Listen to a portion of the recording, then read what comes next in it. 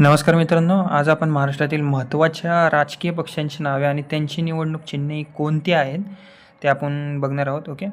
Basically हा video स्पर्धा परीक्षा MPSC UPSC विद्यार्थ्यांसाठी आणि तसेच मतदारांसाठी आणि ज्यांना कोणत्या पक्षाची आणि कोणती चिन्हे आहेत ते जाणून घ्यायचे आहेत त्यांच्यासाठी हा व्हिडिओ आहे. चला तर सुरू करूया. पहिला आहे भारतीय जनता पक्ष BJP, यांचं चिन्ह आहे कमळ, जे आपल्या मतपत्रिकेवर तुम्हाला दिसते. ओके. दुसरा पक्ष आहे भारतीय राष्ट्रीय काँग्रेस INC, चिन्ह हात. ओके. हे सगळ्यात ओळखले जाणारे चिन्ह आहे. ओके. हात म्हणजेच भारतीय राष्ट्रीय काँग्रेस INC. ओके. नंतर आहे राष्ट्रवादी काँग्रेस पक्ष, शरद पवार गट NCP SP, ह्यांचं चिन्ह आहे हिरवी तुरी. ओके. नंतर आहे राष्ट्रीय काँग्रेस पक्ष अजित पवार यांचा गट म्हणजेच NCP AP, यांचं चिन्ह आहे घड्याळ.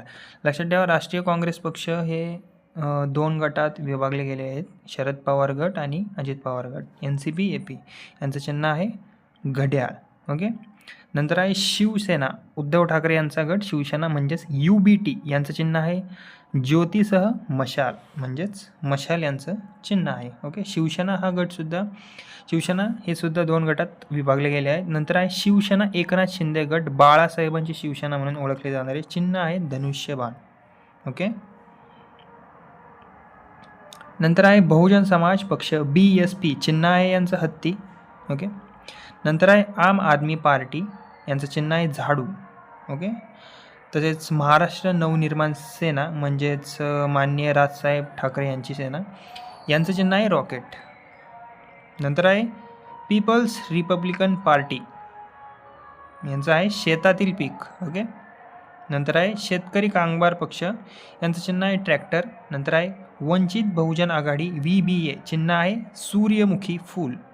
नंतर आहे समाजवादी पक्ष, यांचं चिन्ह आहे सायकल. ओके. मित्रांनो, बेसिकली हे सगळे पक्ष आणि त्यांची चिन्हे निवडणुकीच्या वेळी मतदान करताना तुमच्यासाठी खूप महत्त्वाचे असतात. कारण की कसं आहे, शिवसेना अजून तसेच राष्ट्रवादी काँग्रेस पक्ष हे दोन गटात विभागले गेले असल्यामुळे लोकांना अडचण होती की नक्की कोणत्या गटाचं कोणतं चिन्ह आहे. ओके. त्यांच्यासाठी हा व्हिडिओ खूप उपयोगी आहे. जर तुम्हाला हा व्हिडिओ आवडला असेल तर व्हिडिओला नक्की सबस्क्राईब करा, चॅनलला लाईक करा आणि कमेंट करा. ओके. थँक्यू.